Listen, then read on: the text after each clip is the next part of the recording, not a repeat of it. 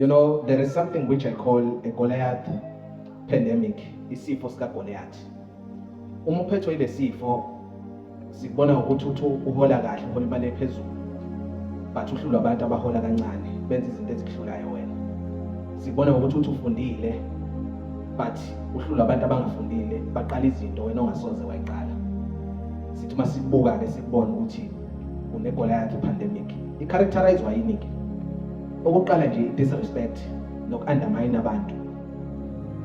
Lithi iBhayibheli umuntu Davide efika ezolwa noGoliath, into yokuqala ayibuza wathi ubani umuntu odelela impi kaJehova, ngoba uGoliath for the whole day kunokuthi alwe ngoba wayenamandla no-Israyeli wayebhize udelela. Namhlanje kunabantu abahola abahamba ngey'moto ey'phezulu, abahola kahle, abafundile, abanesigesi esiphezulu, but still they make it their business ukuvuka ekuseni bayodelela abantu ababukeka bephansi. Uthi uhola kahle, uthi usebenza umsebenzi ophezulu, but you make it your business ukuthi uzofika kuma-parking udelele amakhagadi. You make it your business ukuthi uzofika kwa-petrol udelele ama-petrol attendant. You make it your business ukuthi e-supermarket uma uzothenga uzodelela occasion. But you are well off, you are working right.